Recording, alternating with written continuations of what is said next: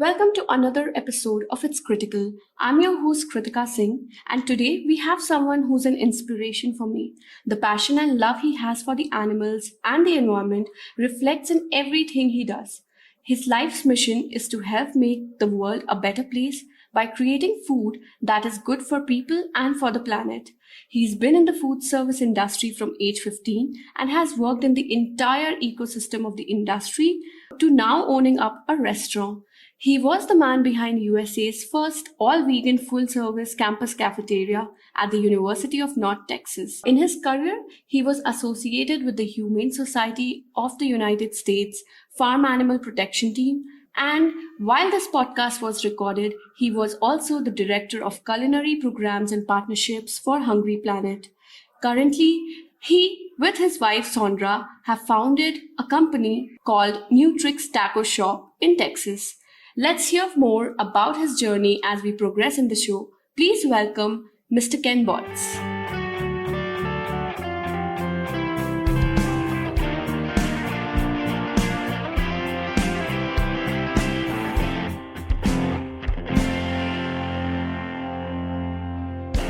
So thank you so much, Ken, for joining me today.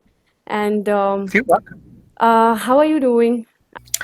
Well, here in the United States, the two states that got hit the hardest were New York, and California, Yeah, specifically Los Angeles, where I'm yeah. at. And things haven't returned to normal yet, and that's been complicated, of course, by the protests that you might have heard about Of course. happening here. And so there's a lot going on. I think folks are just frustrated for so many reasons. But right now, the protests are dominating the news. Yeah. I think that the COVID is probably obviously still an issue. It wasn't completely under control before Mm-hmm. the protests started. But there's light at the end of the tunnel. And it looks like the protests are calming down, and hopefully soon, in the next month or two, we'll be back to normal life. Definitely. And I just wish that, everybody around that area and especially in the US at this moment are safe. And having said that, I think for how long have the lockdown in your area been? And are you still at home and it's the physical distancing is still going on there? Yes, the physical distancing is still going on. I think people are a little more comfortable with not using the face mask. I see some do, some don't. But, I think at this point, it's probably a respect thing for your neighbors. Yeah. If you wear a face mask, you're being respectful. But yeah, working from home has been part of my life for the last 15 years. Of course, I travel quite a bit in many of the roles that I've had over the last decade. And so being home has really created an opportunity for me to connect and reach out to new friends and expand my network and really reach out to know other people. Exactly how you and I met, Yeah, of right? On course. LinkedIn. And so I think that everything happens for a reason, and I've made the best of this time, and I've enjoyed it. Yeah, I mean, that's so true. Like, the exact thing that was coming in my mind was how you and I connected over LinkedIn, because I think that's one of those productive things that I think I've done during this lockdown.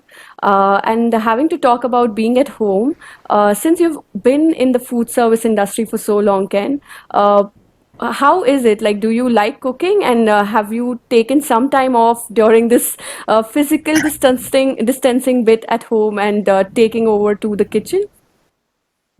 Yes, thank you. I love cooking. I've been in food service since I was 15 years old, and that's been my job. But I actually enjoy cooking at home, especially being someone who follows a plant-based diet. Yes. It's often easier to eat at home than to eat out.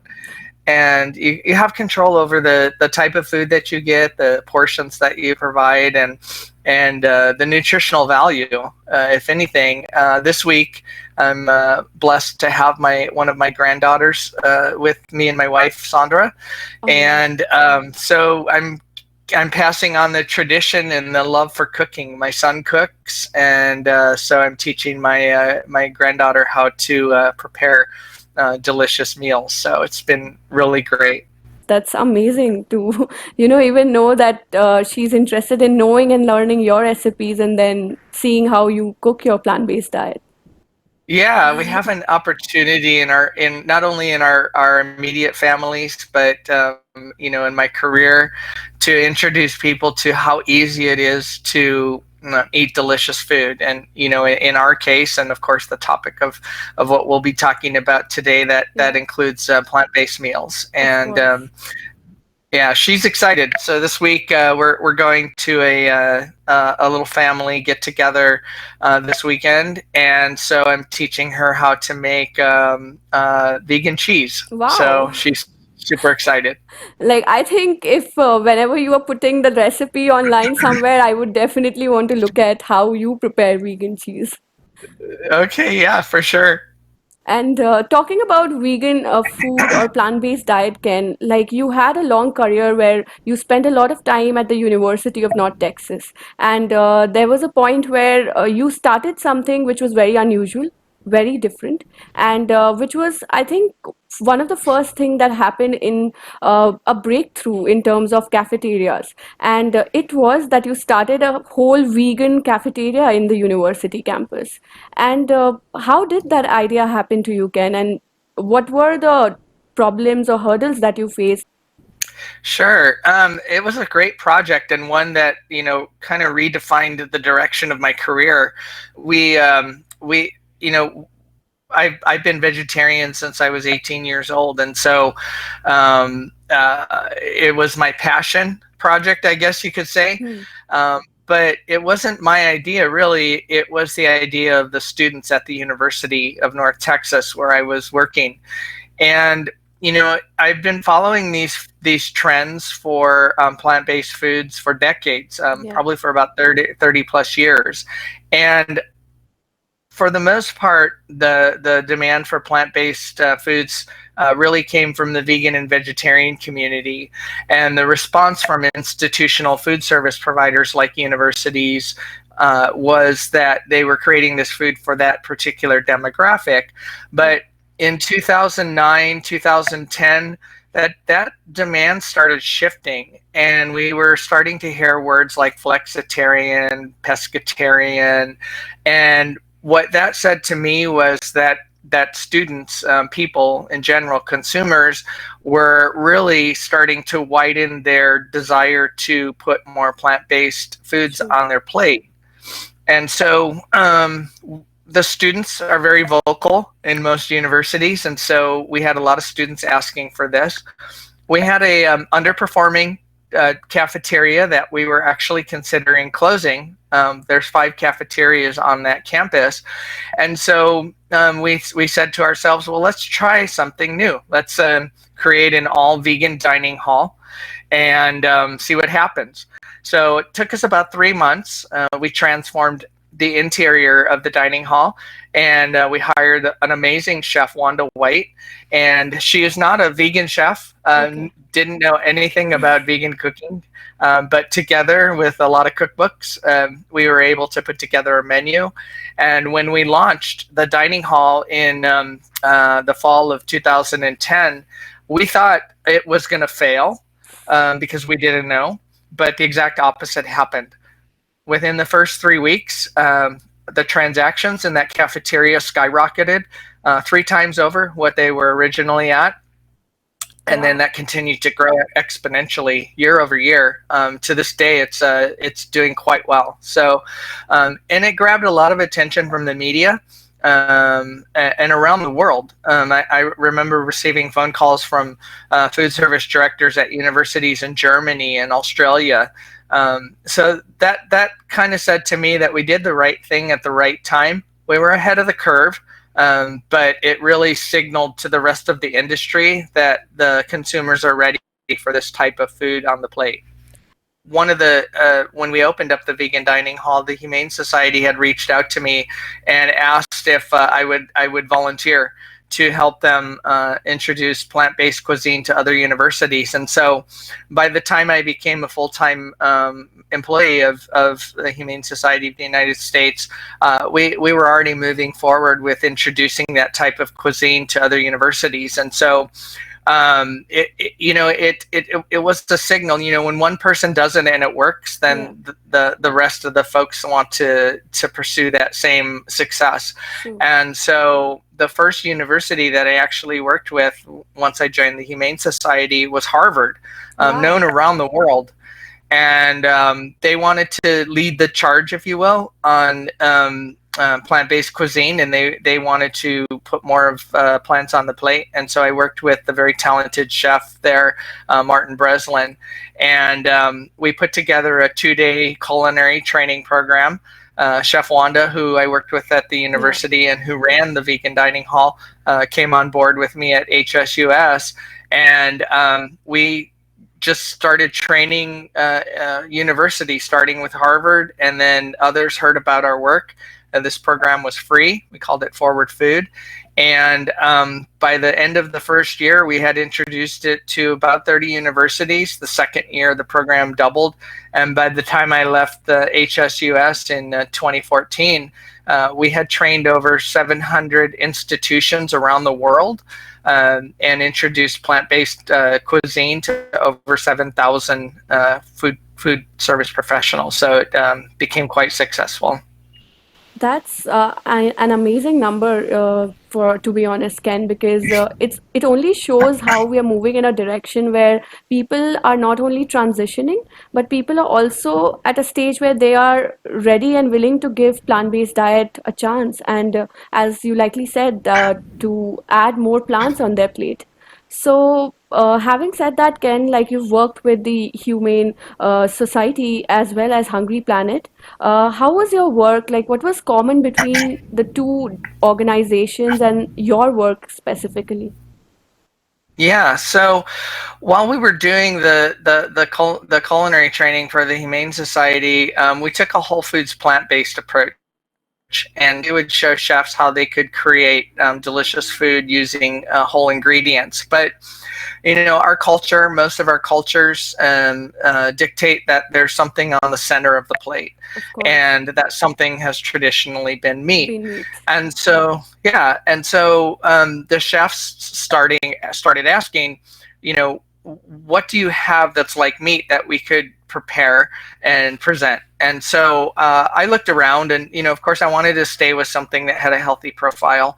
And so I found this company, Hungry Planet, and what I liked about them and what attracted me to go to work with them was that they created a product that was not only healthy, but it tasted great, and it wasn't just burgers. I mean, who just eats hamburgers every day?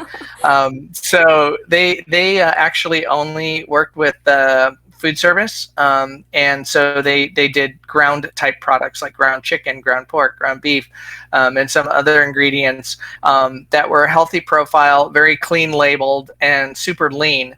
So just like an animal meat product, this Hungry Planet plant-based meat actually is a 1-to-1 substitution for animal meat. So as a chef or a dietitian, I don't have to change anything in that recipe. If I just want to make a chicken-based dish, I can swap the animal chicken for the Hungry Planet plant-based chicken and cook it and serve it. So it made it easy. And so we would bring Hungry Planet out to our culinary trainings at the Humane Society and have them demonstrate their product, and the chefs really liked it.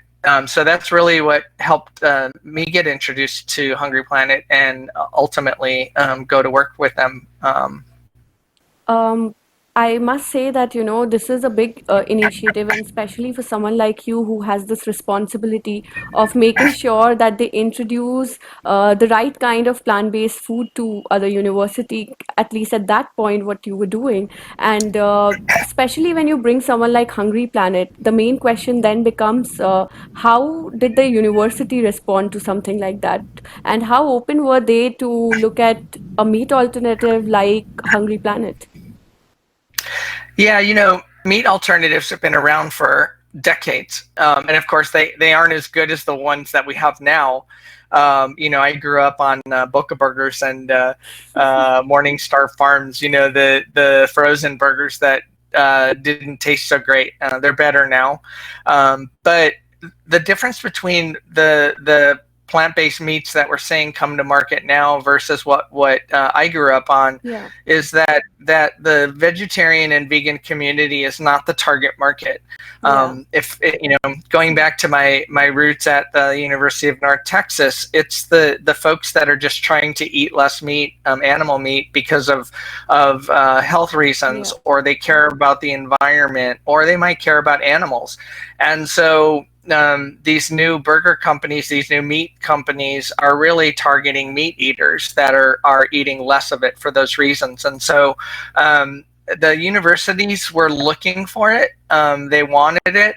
But I think the struggle for the plant-based meat industry is that they're competing against, here in the United States, what we call subsidized commodities, where the U.S. government actually gives money to the farmers to keep animal meat cheap.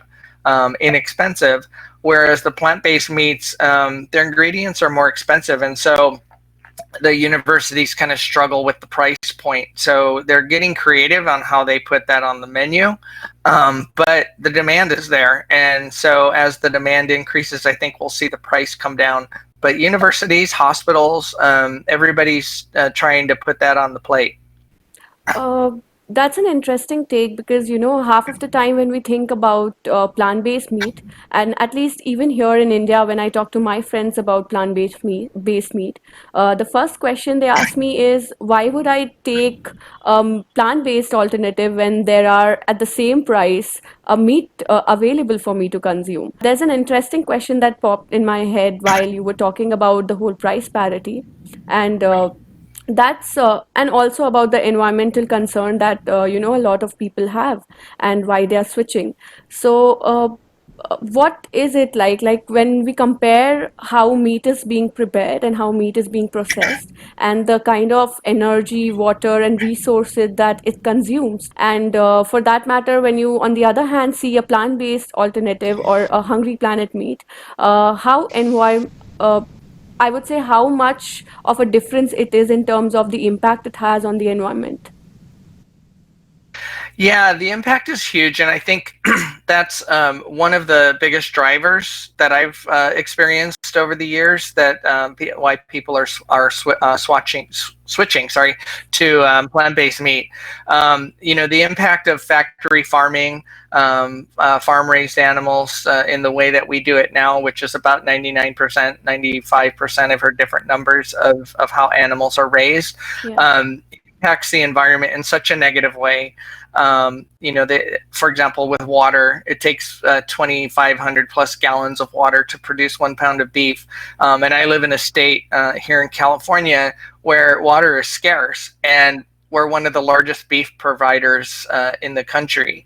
And so, it's important to be concerned about that. And then there's the gases that are given off by that industry, not just in the animals being raised, but the food, the soy crops, the wheat crops that are used to feed those animals. So when you calculate that, the impact of animal agriculture on the environment is larger in scale than that of the entire transportation industry, cars, trains, planes, and these are World Health Organization numbers that we're working with. And so, while the animal meat industry is going to try to figure out a way to spin those numbers to where it looks good for them, the reality is that it's not good for our environment. And then there's the land use as well. So, that's the main driver behind why people are swapping to the plant-based Plant-based. meats. And the price point, is when you drill down and look at the cost of these meats, the price parity, as you said, is higher.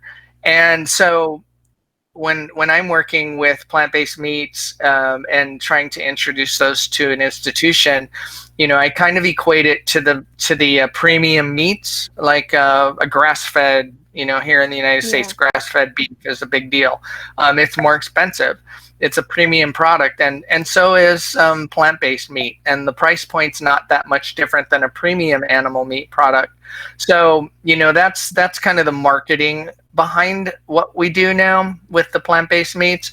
But ultimately, as the price comes down, and I think all of these plant-based meat manufacturers are working to figure out a way to make the price come down, we'll see more consumers adopt it, because consumers are price sensitive. When something goes up, they buy less of it. Yeah. Part of that is driven by their household incomes, and part of that is driven by the value and the experience that they receive by purchasing something that costs more. So there's a lot of market factors involved in what's going on right now, and I think at the end of the day, maybe the end of next year, we'll have it all figured out, and we'll see consumers eat even more of that.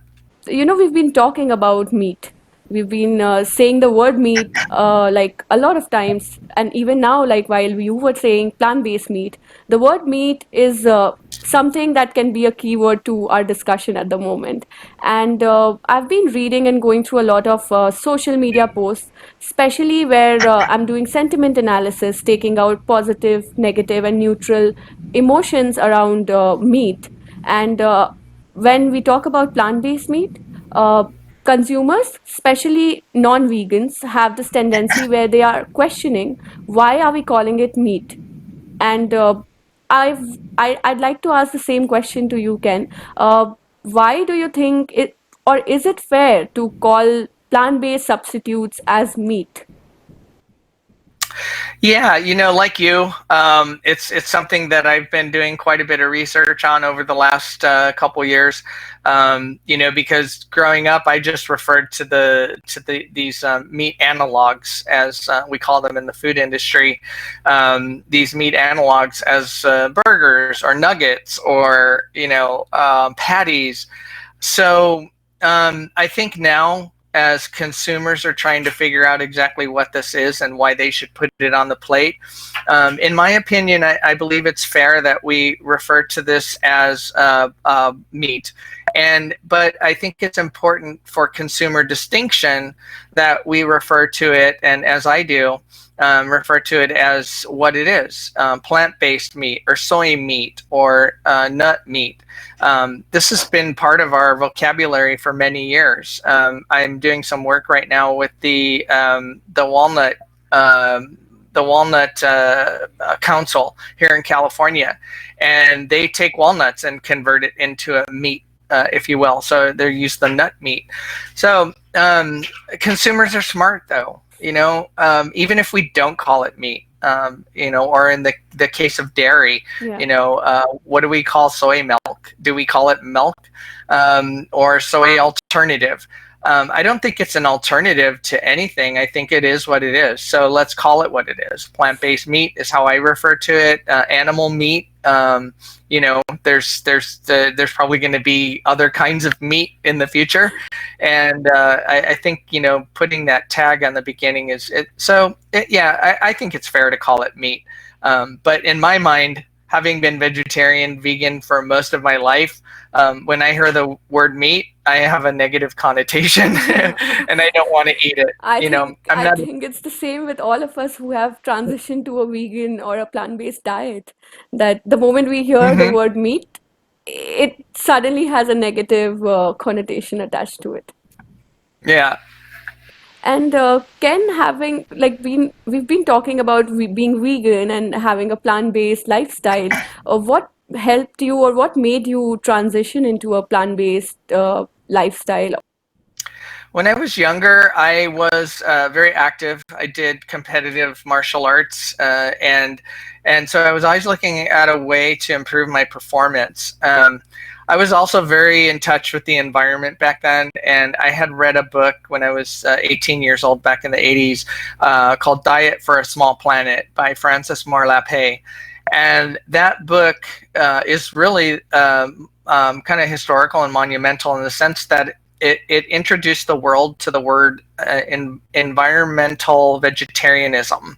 And it made the connection for me on the impact of my food choices on the environment. And that was important to me. And so I embraced that. I changed my diet, not perfectly at first. I think the first time I tried, I ate a lot of vegetables and forgot about the protein. So I had to redo it once or twice, but eventually I got it right. And that made me feel better. My my athletic performance increased and improved, and even to this day, I'm 58 years old and I'm proud of it. I ride a skateboard, I go running, I can hang out with my grandkids because I embraced that healthier lifestyle at a very young age, and so it's helped me age well. And I can still go running. I can still do marathons. And so for me, it was about environmentalism. It was about that book, Diet for a Small Planet. And I still think that it's a great book that can encourage people to go in that direction for that reason. That was very interesting to know, Ken, and especially because, like, while you were saying, I was just somehow having an image of an energy booster advertisement running on the TV. And I was just thinking maybe if someone from, those advertising campaigns listen to this podcast, they'll definitely be coming for you to get you on board for their next advertisement. I'm ready.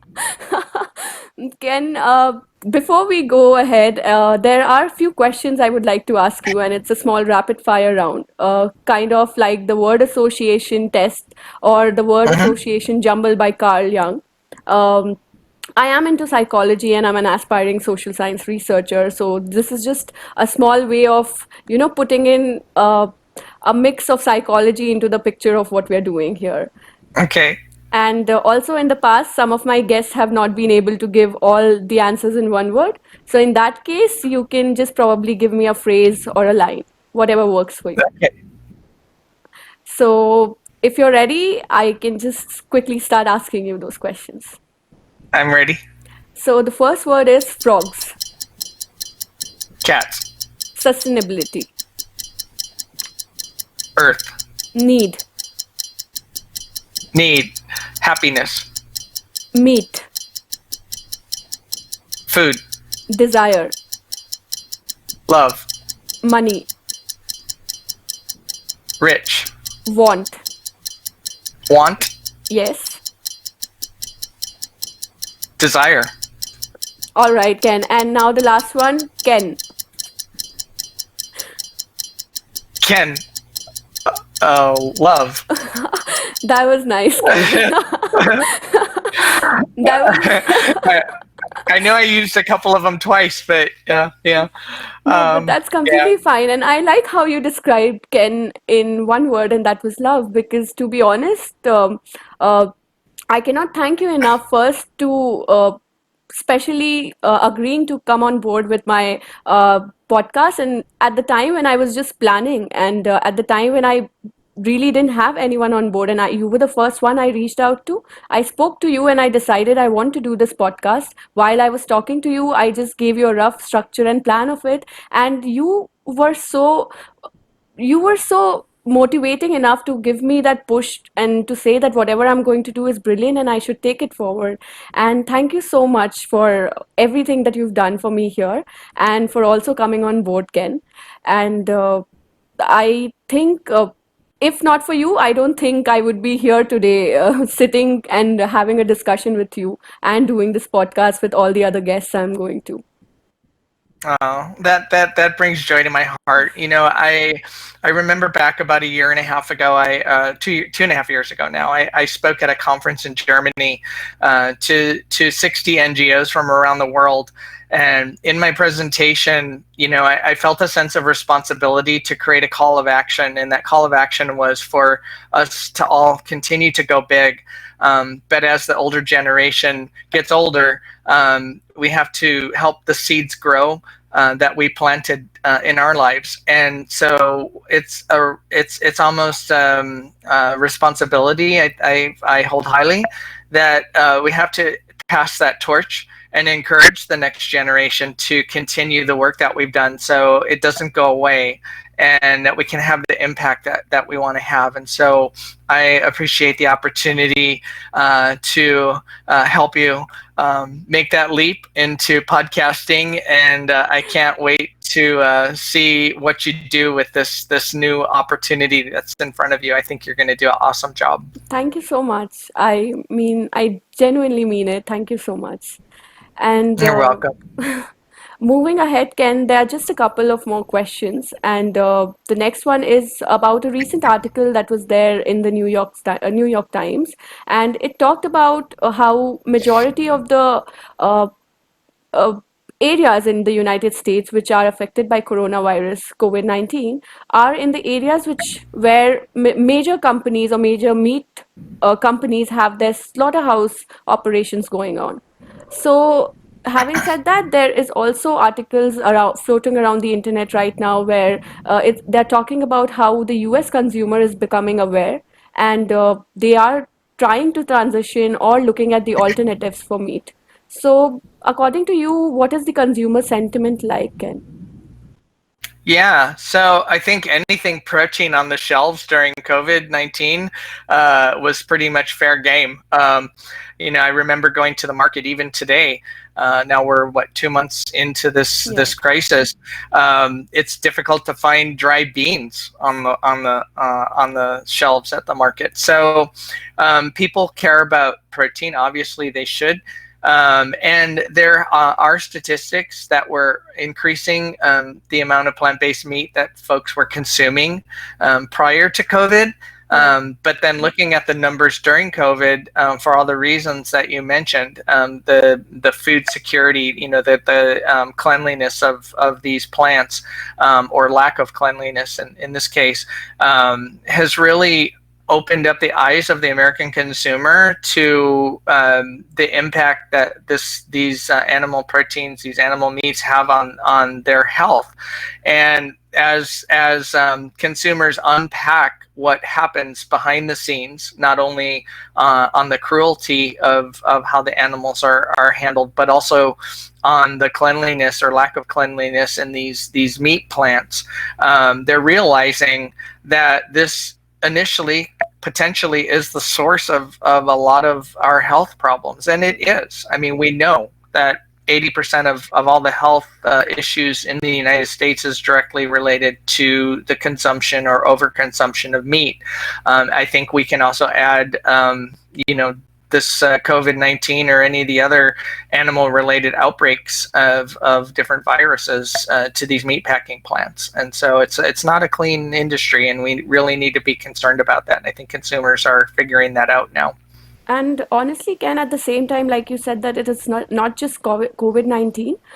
To be honest, I was recently reading about how the African swine flu is also creating a kind of a pandemic impact at the moment, but too, we are sadly at this moment ignoring that fact. And swine flu is also one of those uh, uh, I think disease, I would say, which has a lot of negative impact, not just on the animals who are suffering with it, but also the entire industry. And to be honest, I think talking about the US, where you said that even the beans were out of stock. In India, on the other hand, like the last time I went out for grocery shopping, I saw something which was at one point I laughed about it, but also something that made me think about how situations make people change. And that was a meat shop selling vegetables. Like they were just selling vegetables out there, and that was funny for me to see that, it's a meat shop while they're selling vegetables, but it was also, I don't, somewhere I think I was very happy to see that. Yeah, and you're probably familiar with a couple of different independent companies storefronts that have started in the United States that actually are look like butcher shops, delis, but they slice plant-based meats. So I think that there's going to come a day where yeah, vegetables might be a little more prominent at the meat counter. And I would love to. I'm waiting for that day because I then wouldn't have to go around searching for a place where I can actually eat peacefully without thinking, oh my God, am I going to get meat on my plate or is it actually going to be plant? So yeah. Well, something like that happened to me recently here in the States. A lot of our fast food chains are using the plant-based burgers. And I went to one of the burger chains to get a plant-based burger. And I always take my burger apart. And I opened it up, and it was real meat. So, Oh. I guess that's a testament to how real this meat is starting to look now. Oh my God. I for a moment I was like, "Oh my God, did you actually get real meat or was it plant-based meat?" But yeah. No, it was real, so I sent it back. But yeah, I caught it. You gotta be careful. For sure. And Ken, like when we are talking about how in the US, people are trying to transition and move towards a more plant-based diet, they're becoming more conscious in terms of their health and eating habit. On the other hand, in India especially, people are becoming more inclined towards Western style of eating. Uh, sure, there is a part of the country where people are actually looking at being more fit, looking at better food habits, and but at the same time, there are people who are majorly consuming meat-based diet. So, how do you think a company like Hungry Planet can actually come on board and then probably launch in India? Yeah, from a timing standpoint, the timing is probably right because as and this is happening around the world in Singapore, in the UK, and Canada, Mexico. As we've been effective here in the United States with the impact that we've had on encouraging institutions to use less animal meat, they're looking for other markets, and so they're looking at India, they're looking at China, they're looking at other markets to expand and sell American meat.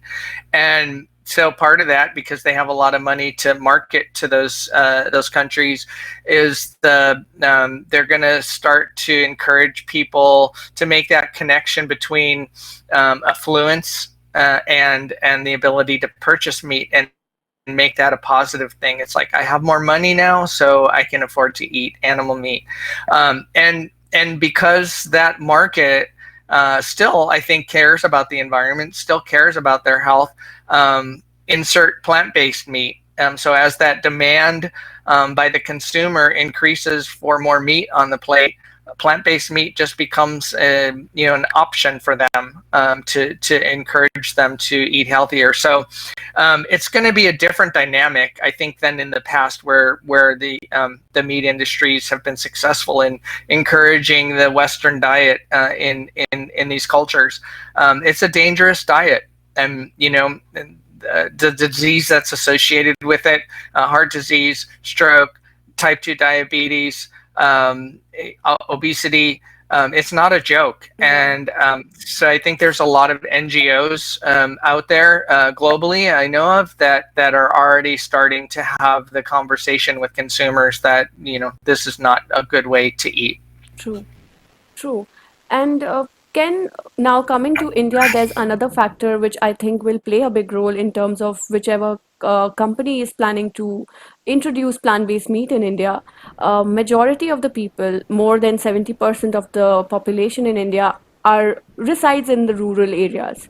So in that case, how do you see, and these, mind you, these people are some of them especially eat meat only once a week, and in that case, in India especially, where dairy is even more prominent than meat, how do you see these companies then eventually planning to eventually reach out to people in these areas, or are they even looking at, to be honest, in the first place, at least at this moment? Yeah, that's as I've learned more about the plant-based meat space in joining Hungry Planet. A lot of the plant-based meat companies have a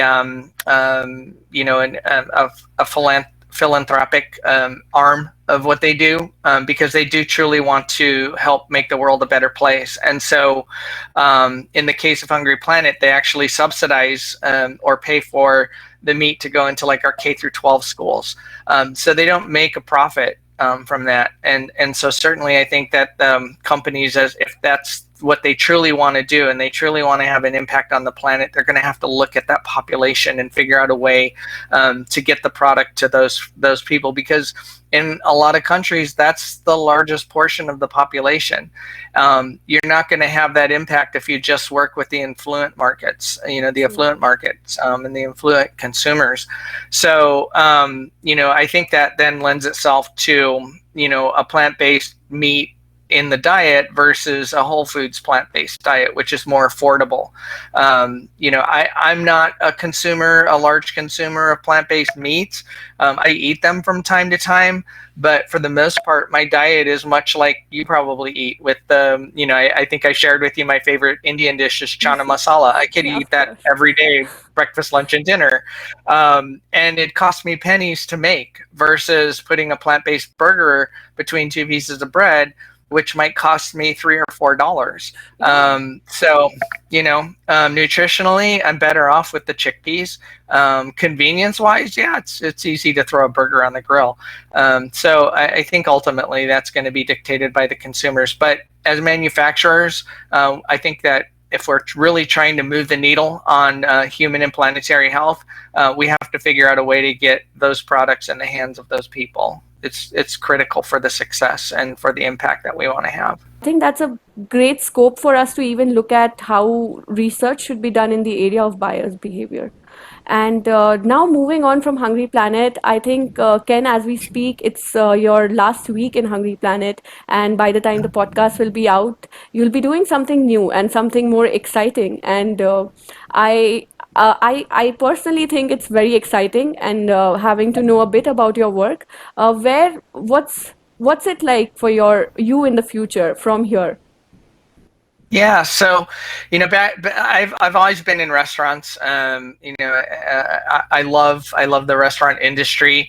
About the last decade and a half or so of my career, I went into institutional food service, and then of course with the Humane Society. But now it's time to go back, and so my wife and I have this dream to open a restaurant. It's not my first restaurant. I actually, back in the 90s, owned a couple of restaurants. And so it's just something that I enjoy, and it's how I want to retire. So we're going to be launching a restaurant concept called Nutrix Taco Shop. Wow. I've been planning it for about 2 years now, and it's going to be very exciting. We're going to open it up in Fort Worth, Texas, where again, full circle, where I opened the vegan dining hall at the University of North Texas. And it's going to be Mexican food, traditional Mexican food. But all the ingredients are going to be plant-based. We're not going to use any of the plant-based meats. It's going to be a whole foods plant-based approach. So mushrooms, nuts, and seeds. More of Cheese chana made from masala, maybe chickpeas. chickpeas. Yeah, chickpea chorizo is one of the meats, if you will, that we're going to use.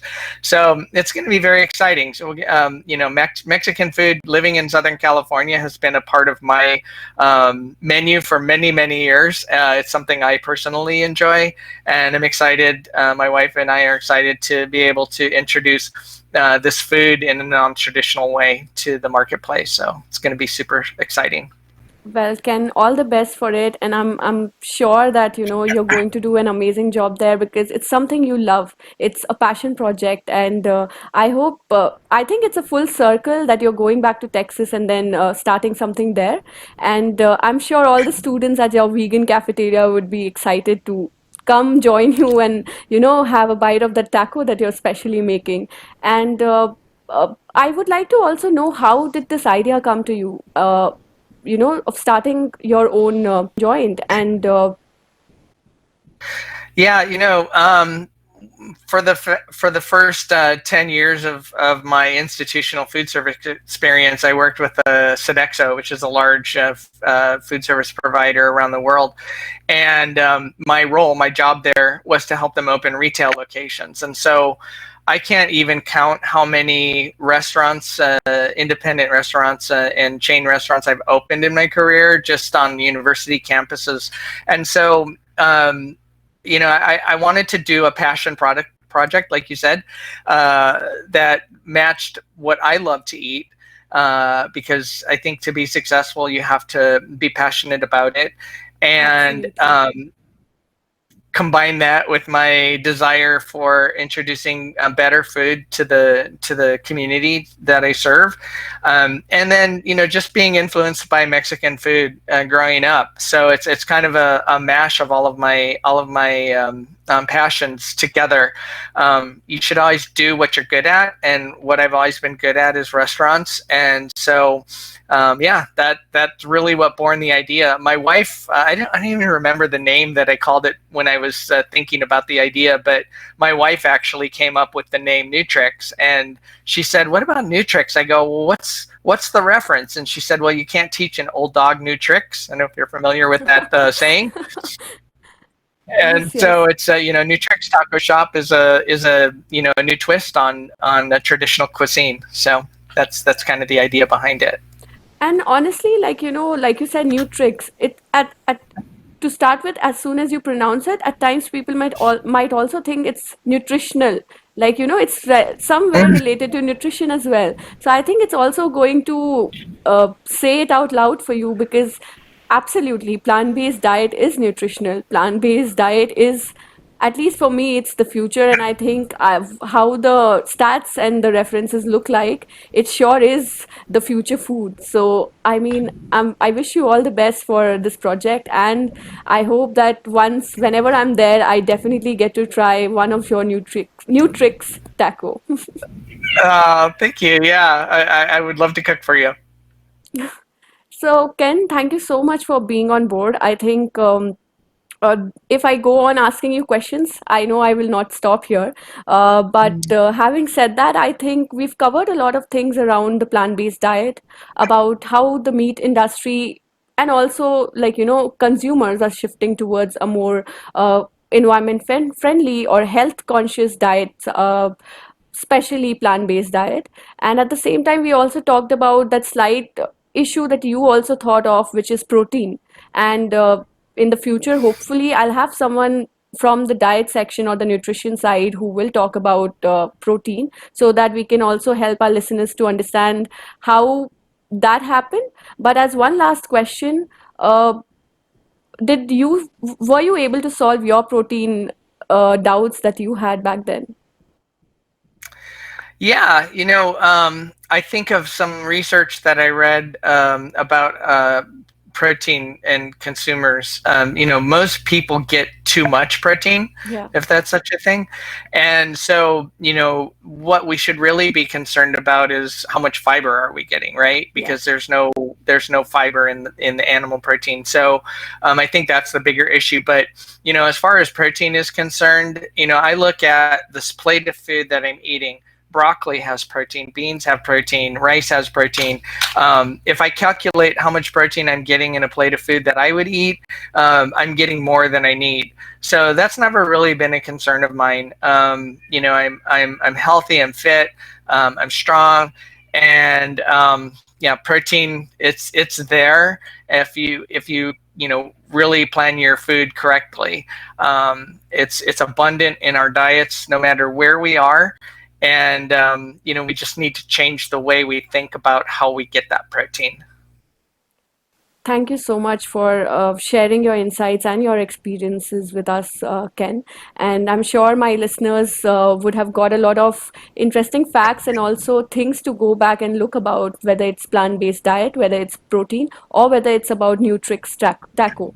I think I'll have to edit this and pronounce it again, but thank you so much for being on board, Ken. And it was a great experience talking to you. As It was a always. pleasure speaking with you too, and thank you for all you're doing and all you're going to do. You're going to be doing some amazing work. Thank you so much, Ken. Thank you for listening, guys. If you'd like to know more about Ken, you can either go to his LinkedIn profile and connect with him. The LinkedIn description is in the description box below, and it will also be there on the article that we are going to put on www.itskritikal.com. To follow him on Instagram, you can go and follow at the rate KenBotts. It's Ken Botts. And to follow New Tricks Taco Shop on Instagram, you can visit the handle at the rate NEWTRICKS It's at the rate New Tricks Tacos. You can also visit www.newtrickstacoshop.com, which is www.newtrickstacoshop.com. You can visit all these links also in the article that we're going to write. And to know more about It's Critical, you can either visit our website or you can also visit our social media handles to keep updated.